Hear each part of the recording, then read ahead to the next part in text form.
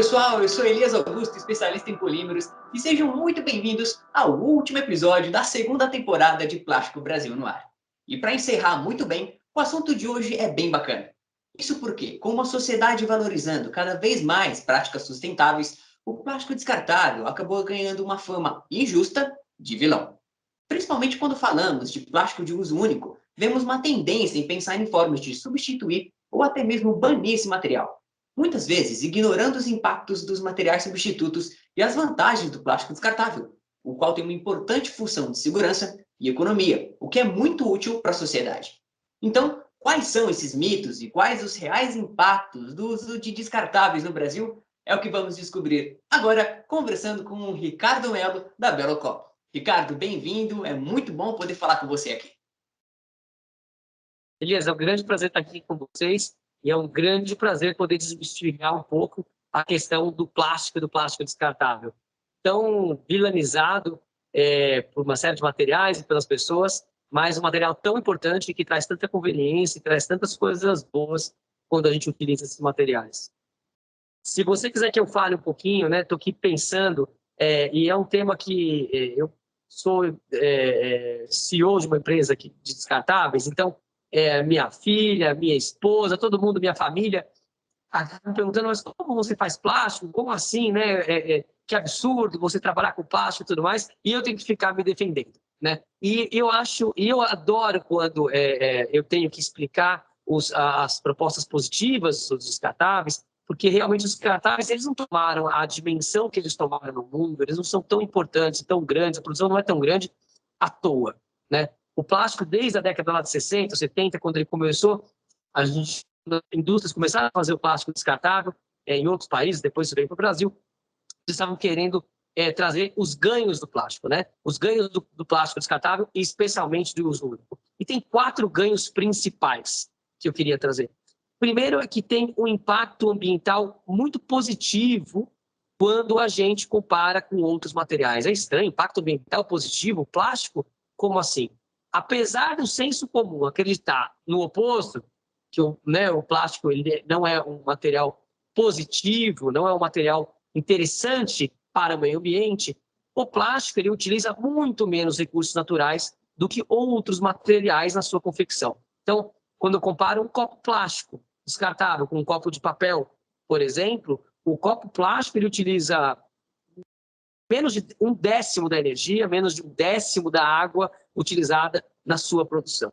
Ele é muito mais leve, ele é 4, 5 vezes mais leve, então ele utiliza muito menos combustível também no momento que você transporta esse plástico de um lado ao outro, um copo descartável de um lado ao outro.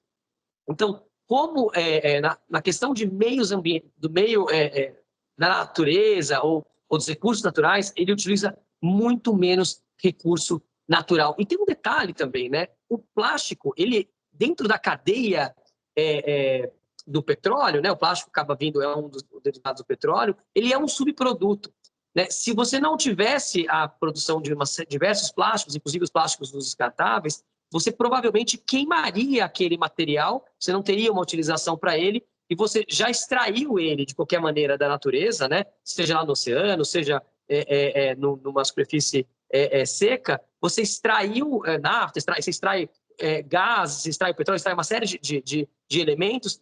Se você não faz plástico, antigamente você não tinha utilização para isso, você queimava esse plástico e ainda tinha uma emissão de CO2. Então é muito bom, porque o plástico é um subproduto. Você não vai atrás, quando você faz a extração do petróleo, né? Você está buscando o plástico, você está buscando geralmente o nafta para fazer combustível e tudo mais. E aí você acaba tendo subproduto que é o plástico. Então é muito interessante, ele acaba sendo benéfico nesse momento, né? Você não precisa queimar esse material. E o plástico é leve, é higiênico, é super conveniente também. Então, nessa questão de recursos naturais, o plástico ele é fantástico. Tem um problema. Se a gente não coletar e não reciclar ele da maneira correta. Se a gente não faz isso, aí o plástico se torna, evidentemente, um problema. E aí é o que a gente vê nos oceanos, a gente vê nos rios, a gente vê o plástico, às vezes, né, em relação à vida marinha, a gente vê as tartarugas com canudinho lá na narina da tartaruga, e eu e todo mundo fica muito preocupado, e a gente não gosta desse lado adverso do plástico. Mas aí é uma questão nossa e dos governantes, a gente ter a educação correta nossa de pegar esses materiais, separá-los, e então a gente ter uma rede de coleta e reciclagem.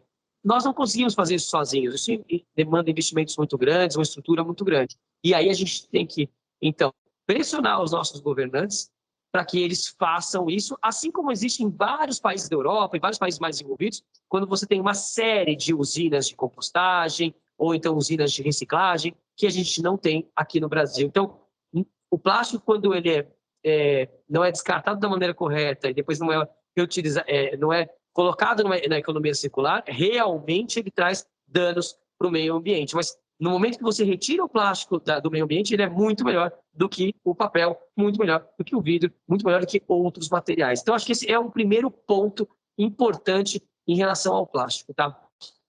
Um ponto importante em relação ao plástico também é o impacto econômico.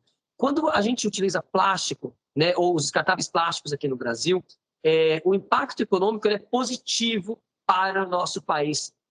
Por que ele é positivo para o nosso país? Porque a produção do descartável plástico que a gente utiliza no Brasil, ela é toda feita aqui, de fato, no Brasil. Nesse momento, você tem um impacto econômico. A indústria de transformação plástica é uma das maiores, acho que é a terceira maior indústria que emprega pessoas aqui no Brasil. É uma indústria muito empregadora, né? Outra coisa, né? Tem um impacto econômico no bolso do consumidor também.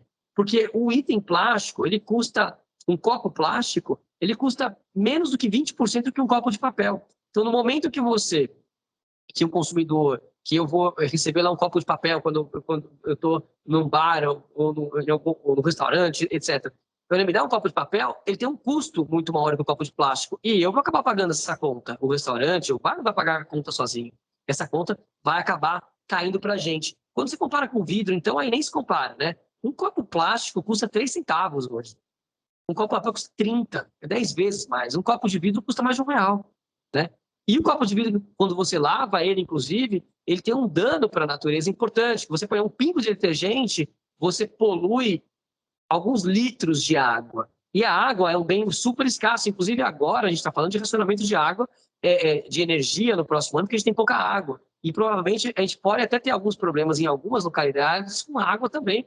A gente também vai ter problemas de água no próximo ano. É um bem muito escasso, é muito difícil de você tornar a água potável, né? E a gente usa a água potável, por exemplo, para limpar materiais de vidro. Então, o vidro é ruim? Não, ele tem o seu uso ótimo para várias utilizações. O vidro é ótimo, assim como o papel é ótimo para várias utilizações. Mas o plástico também. A gente tem que tomar muito cuidado e fazer os prós e contras dos produtos. Uma outra coisa em relação à parte econômica, é muito caro transportar itens de papel e de vidro porque eles são mais pesados. Isso também traz um impacto econômico e isso também traz um impacto ambiental, que é mais poluição para eu carregar esses produtos, né? Desde o produtor até o consumidor final, quem vai utilizar esse produto, né? E aí, o que acontece hoje em dia? Quando você compara o do descartável de uso único, que a gente estava falando, o de papel e o de plástico, como o papel é muito caro, muitos comerciantes, ou o bar, ou o restaurante, ele vai para o vidro. E o vidro é aquilo que eu estava falando, acaba tendo esse problema com a água, né? E alguns itens de plástico nem tem substituto direito. Por exemplo, talheres, tampas de copo. Você não faz. Eu vi alguns talheres de bambu. Aí tem um problema com o bambu. Você está lá pegando bambu quase todo é chinês. A produção é super manual também. Ou seja, é um mundo de pessoas para fazer alguns poucos talheres de bambu, transporte, vai colocar isso lá num container, vem da China até o Brasil. Ou seja, a gente tem que tomar muito cuidado quando a gente faz as nossas escolhas em relação aos materiais dos produtos de uso único. O plástico, como eu comentei, em relação ao meio ambiente, ele é muito bom. Em relação à parte econômica, ele é muito interessante porque ele é barato e ele ainda emprega muito mais as pessoas no Brasil do que em outro país. Então, esse é um segundo ponto em relação ao plástico. Um terceiro ponto importante do uso de produtos plásticos descartáveis, por que ele é positivo, é porque ele é muito bom em relação às condições sanitárias, né? Desde 1960, ele ajudou muito a reduzir drasticamente a propagação de doenças, né? O uso do descartável, você usa um copo, joga fora, é diferente você usar o mesmo copo e várias pessoas estarem tomando líquido naquele mesmo copo, né? Então, existe ajudou muito a reduzir a propagação de doença, e se você for pensar, nesse momento agora de pandemia, é mais interessante ainda, existiram milhares de doações das empresas de descartáveis de uso único plástico para as prefeituras, para os governos, para os hospitais, para as repartições públicas. Isso ajudou muito e continua ajudando, e, sinceramente, o mercado de descartáveis plásticos de uso único ele está crescendo agora, ele já é maior do que ele era em 2019. Porque muitos locais que se utilizavam um material que era reutilizável, não se reutiliza mais. Vou te dar alguns exemplos. Nos presídios, por exemplo, se utilizava um copo, as pessoas que estavam no presídio utilizavam o mesmo copo, diversas vezes. Cara, lavava, não sei se o cara estava lavando muito bem aquele copo ou não, ainda mais o presídio, que é um local realmente de confinamento muito grande, muitas pessoas. Tudo isso se tornou descartável, aquilo que não era descartável se tornou descartável. Eu estava comentando os talheres, por exemplo, são todos talheres plásticos nos presídios e em muitos outros lugares, né? E não tem como você fazer um talher de vidro, não tem como você fazer um talher de papel, e o talher de bambu também ele é muito danoso para a natureza, porque o bambu também exige muita água, exige muito recurso natural na sua produção, e a gente nem tem bambu suficiente para fazer talheres para o mundo todo. Então eu estou falando que na parte de condição sanitária, se você olhar, por exemplo, a indústria médica, é quase tudo plástico. As seringas eram de vidro há 50 anos atrás. E hoje elas são de plástico. Por que elas são de plástico? Porque elas não propagam a doença, elas são leves, são baratas, fáceis de se produzir. É por isso, né? Antigamente era era vidro com uma agulhona enorme, acabou. As próprias agulhas, algumas delas, não são nem mesmo metálicas, também tem plástico naquela própria composição, né? Então, assim, a hora que você olha a condição sanitária, a indústria médica, ela é uma grande utilizadora de plástico, né? Seringa, aplicador, as roupas, o TNT é plástico. O que a gente utiliza, nossas máscaras de TNT, é plástico.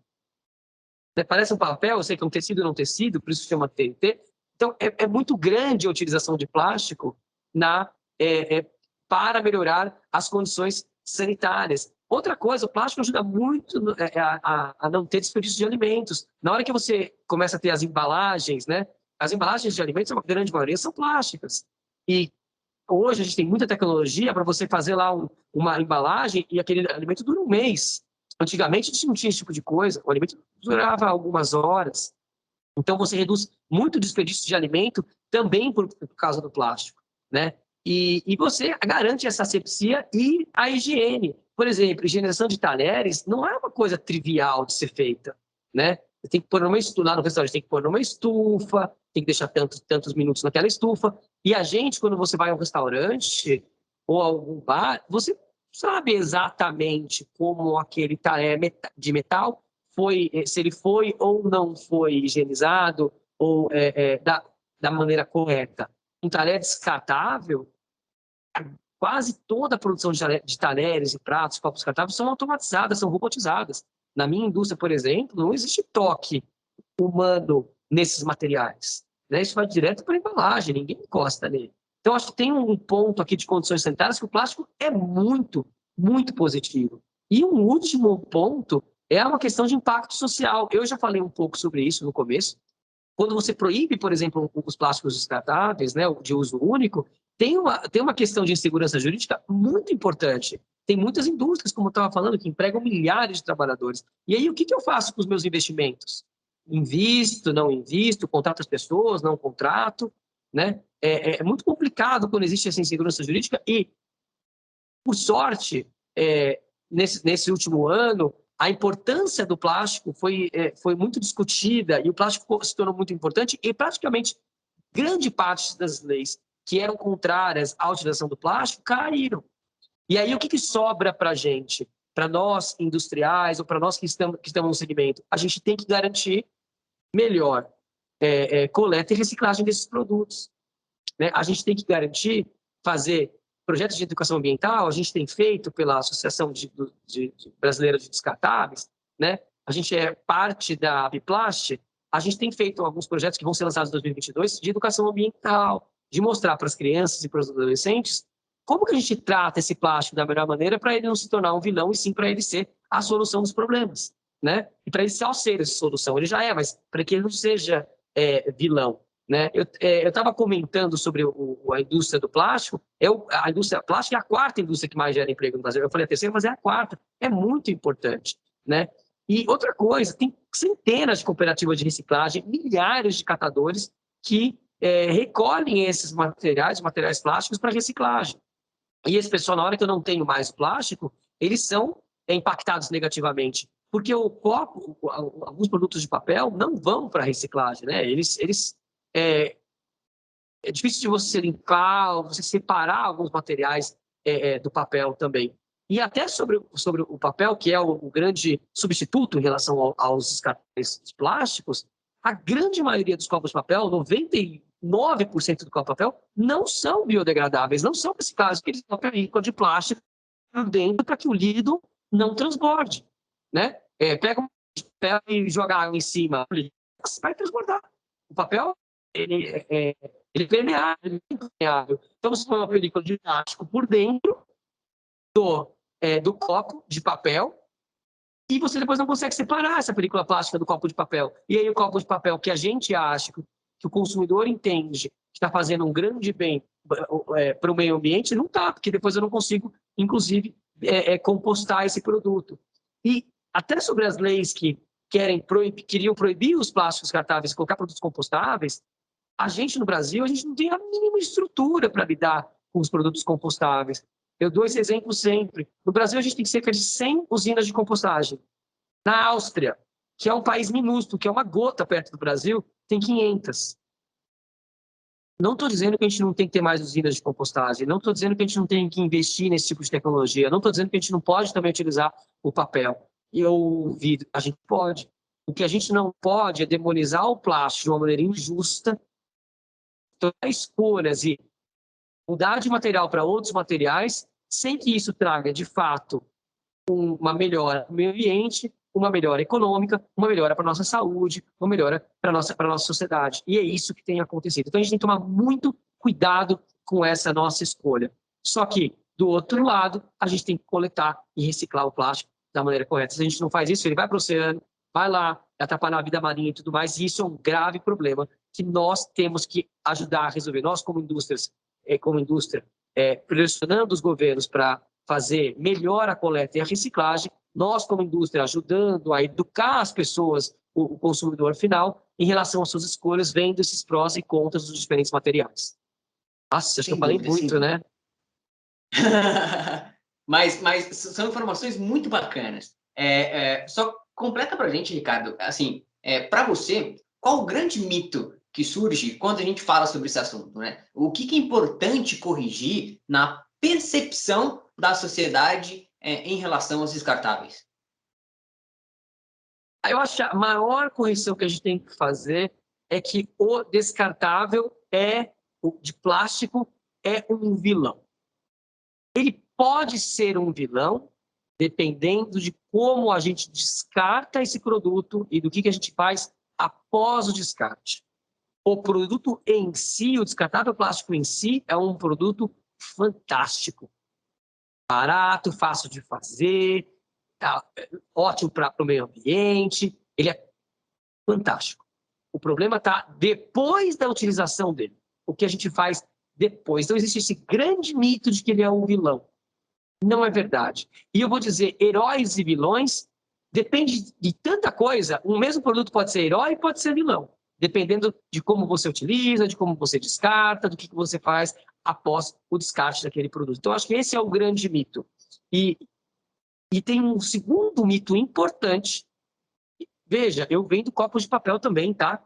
Eu estou advogando aqui pelo plástico, mas se o consumidor quer comprar um copo de papel, eu também vendo copo de papel, né? Eu estou aqui preparado para cobrir as necessidades dos clientes no final, seja elas quais forem, né? Mas o papel, a gente tem essa percepção errônea de que quando você utiliza um produto de papel, você está fazendo um bem para o meio ambiente. Você só fará um bem para o meio ambiente se fizer papel, se esse papel não for revestido com plástico por dentro, o que praticamente não existe aqui no Brasil. Tetra Pak, por exemplo, você utiliza uma garrafinha de caixinha de Tetra Pak. Tetra Pak é um dos produtos mais difíceis de serem reciclados no mundo. São 7 camadas. É camada plástica, tem uma camada até metalizada. Quando você abre uma caixinha de leite, tem uma parte metalizada. Tem o papel, tem cola. Separar tudo isso. Tem algumas máquinas que fazem, custam milhões, estão lá na Alemanha. Não estão aqui no Brasil. É difícil de fazer isso, né? E mesmo em países mais desenvolvidos, é muito caro. Então, a gente tem que tomar muito cuidado nessa nossa escolha, ou nesse nosso pensamento de bom senso que a gente tem, ou até de senso comum, de que o papel é muito superior em relação ao plástico, quando a gente fala de estar denegrindo ou atrapalhando a natureza. Não é verdade, isso é um grande mito. E, para piorar isso, eu vejo, óbvio, né, que existe indústria plástica, indústria papel, todo mundo está tentando defender o seu lado, né? Eu vejo esse tipo de coisa. Mas eu acho que é muito importante a gente conseguir trazer prós e contras dos produtos. Então, o papel, quando fala do papel, tem que falar, olha, peraí, gente, mas esse papel aqui não consigo biodegradar, ele não é compostável. Por mais que 99,9% do papel seja compostável, que é papel, o 0,1% do plástico não deixa de ser compostável. E a gente, então, consome produtos de papel achando que estamos fazendo bem para o meio ambiente. Isso não é verdade, na grande maioria das vezes. Então, esse é um segundo mito que eu acho que é muito importante a gente desmistificar, tá? Acho que esses são os dois, para mim, principais. Certo, certo. E, Ricardo, assim, na sua opinião, tem mais informações sobre todo o ciclo de produção, cadeia produtiva, de distribuição? Pode ser uma saída para a gente ter uma organização que seja, de fato, mais sustentável? Cara, eu acho que sim. Eu acho que, então, falta informação e eu acho que a indústria do plástico tem sido péssima para trazer essa informação de uma maneira simples de ser entendida, de uma maneira simples de ser difundida, né? A indústria plástica não fez um bom papel aí. Ela sentou em cima de um produto que era muito bom, barato e tudo mais, e falou, não, isso aqui é o suficiente para que esse produto tenha muito sucesso no mercado, mas não é suficiente, né? Então, a gente tem que prover, eu como industrial, eu tenho que prover muito mais informação. A gente, inclusive, criou um site chamado plásticoamigo.com.br. O nome é um nome provocativo, inclusive, Plástico Amigo, como assim? O plástico não é amigo. E nesse site, a gente começou agora a congregar todas as informações, prós e contras, e muita coisa positiva em relação ao plástico. É difícil achar coisa positiva no plástico aí, na hora que você vai na internet. Você vê muita coisa negativa e muita desinformação, porque grande parte do que está escrito ali não é verdadeiro. É verdadeiro que atrapalha a vida marinha quando vai para o oceano? Claro que é verdadeiro. É verdadeiro que a gente tem que acabar com o plástico nos oceanos? Claro que é verdadeiro. É um problema sério e real? É. E a gente tem que resolver isso.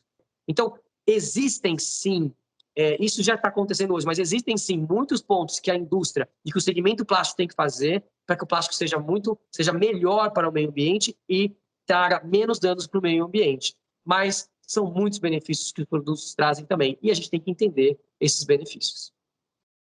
Pois é, por isso que os meios de comunicação, assim como a Feira Plástico Brasil e o canal Up Universo Plástico, são tão importantes para literalmente colocar essa informação no ar para o público e dizer quais são esses benefícios e dar ao público essas informações. Realmente é um fato muito interessante. E, Ricardo, como você enxerga o futuro dos descartáveis? Você acha que chegaremos a um ponto, assim, digamos, no pior dos casos, entre aspas, em que eles não serão mais utilizados? Eu acho que não. Eu acho que, vamos lá. Isso não é interessante para a nossa sociedade. Isso não é bom para a gente. Porque os descartáveis trouxeram uma grande conveniência para a nossa vida. A gente tem essa vida do... Você quer tomar uma água ou você quer comer um alimento, há 30 ou 40 anos atrás, você tinha que ir para casa. Ou você tinha que parar num restaurante ou num bar. Não tinha jeito. Você não conseguia comer na rua. Não tinha uma salada pronta para você que você pegava no supermercado ou que você colocava na sua mochila e podia comer em qualquer lugar. Isso não existia, tá? Não existia as garrafinhas d'água, copo, não existia esse tipo de coisa. O plástico descartável de uso único, ele traz uma grande conveniência para a nossa vida. Para essa vida nossa, essa vida um pouco corrida, que a gente quer fazer as coisas rapidamente, a gente quer fazer 1000 coisas ao mesmo tempo. O descartável, ele encaixa como uma luva nessa vida. E as embalagens também, por isso que o consumo de embalagens plásticas aumentou enormemente. Ele cresce mais que 10% todos os anos, é uma coisa que cresce muito. A gente quer produtos cada vez com embalagens menores. Você não quer ter que comprar lá um produto que tenha... Antigamente tinha lá os refrigerantes, na minha época, quando eu era criança, era tudo de 2 litros. Não tinha o de 1 litro, de 600 ml, 300 ml, 250 ml. Daqui a pouco tem um de... Cara, eu quero uma única porção agora. Eu não quero ter que abrir um negócio enorme e aí tem que jogar fora. Ou então eu sou obrigado a estar em casa fazendo uma feijoada para todo mundo, para usar uma garrafa de 3,5 litros de refrigerante. Então, evidentemente, tem muito menos desperdício, tem muito mais conveniência. Então, as embalagens, o descartável de uso único, ele traz muita conveniência. E a gente não consegue usar outros materiais, nem existe água suficiente. Pode até existir, mas vai ser um trabalho enorme para você conseguir substituir todos esses descartáveis. Tá? E seria um custo muito grande, eles trazem impacto ambiental muito grande. Então, na hora que, se você começa a transformar grandes parcelas do descartável plástico em outros materiais, os malefícios desses outros materiais começam a surgir ou a eclodir de uma maneira muito mais evidente para a sociedade. Né? Quando você usa só um pouquinho de outros materiais, tudo bem, você nem consegue perceber. Quando você faz isso numa escala maior, isso é muito mais perceptível, e certamente traria uma nova discussão de mas será que faz sentido? Será que não é melhor voltar atrás? E tem um outro ponto, né? O descartável, eu até vejo uma possibilidade, por exemplo, então tem várias pesquisas de desenvolver bactérias que comam o plástico, né? Aí eles falam, olha que ideia interessante. Você pega, joga lá o plástico no lixo e aquele plástico vai ser comido por uma bactéria, né? É interessante, mas não tanto, porque é muito melhor que eu pegue esse plástico ou qualquer outro material, papel ou vidro, e reutilize esse material do que eu ter que ir lá e fabricar novamente o polímero, né? Novamente o plástico, novamente o vidro, novamente o papel. Então, por mais que isso até poderia ser uma solução, quando não tem jeito de você coletar e reciclar o produto. Mas a coleta e a reciclagem, não do plástico, eu estou falando de todos os materiais, é de fato a melhor solução de longe. Economia circular é a melhor solução. Acho que a gente pode reduzir o nosso consumo, às vezes? Pode. O cara vai lá e pega 2, 3 copinhos. Vou pegar um, não precisa pegar mais. Né? Você pegou um copo aqui agora, não tem problema você deixar na sua mesa durante meia hora, 1 hora e pegar a água e tomar no mesmo copo. É claro, a gente tem que entender, tem que ter um consumo consciente, se a gente puder reduzir o consumo, é claro. Agora, você não vai pegar um café e colocar o café e tomar um café depois de novo. O café tem açúcar, o café fica um resíduo no copo de café, não faz sentido. Então, a gente também tem que ter o bom senso, né? De como que a gente lida para a gente conseguir melhorar o impacto, diminuir o impacto ambiental de qualquer escolha que a gente faça. Agora, o descartável ser proibido, sinceramente, não vejo espaço para isso. Eu vejo espaço para ter outros materiais, eu vejo espaço para a gente tomar nossas decisões e cada um de nós ser bem informado e tomar as melhores decisões. Eu acho que para esse uso o plástico é muito bom. Olha, para esse uso eu prefiro o papel. Nesse momento eu prefiro não utilizar nada, eu consigo não ter uma utilização e um consumo aqui. Eu acho que a gente pode tomar essas escolhas, a gente tem que tomar essas escolhas. Para isso a gente tem que ter informação do site, informação de feira, né, informação dos segmentos, das indústrias, a gente tem que ter o máximo de informação possível. Não só os adultos, mas também as crianças, também os adolescentes. A gente tem que ser educado isso desde novinho para a gente conseguir tomar essas melhores decisões. Sem dúvida, a educação é um ponto-chave nisso tudo. Bom, pessoal, nosso episódio, infelizmente, está chegando ao fim. Então, Ricardo, mais uma vez, muito obrigado por falar com a gente. Querido, obrigado, Elis. Estou aqui à disposição de vocês aqui do canal e de qualquer pessoa que queira falar ou queira discutir aqui. sobre prós, sobre contras de plástico e de outros materiais. Para mim é sempre um grande prazer falar sobre o tema. Obrigado pelo convite. Legal, legal. Bom, por hoje é isso, pessoal. A segunda temporada de Plástico Brasil no Ar acaba aqui. Foi um prazer conduzir essa temporada e espero revê-los em breve. Mas não fiquem desanimados. Todos os episódios estão listados no site da Feira Plástico Brasil e podem ser revistos também no YouTube deles. Então, aproveitem para assistir o que não viu e rever a série completa e assim ficar por dentro do que acontece na indústria do plástico. Fiquem de olho nas redes sociais do UP, Universo Plástico e da Plástico Brasil para saber mais sobre a próxima temporada. Deixo aqui meu muito obrigado a todos vocês que acompanharam. Vejo vocês na próxima. Tchau!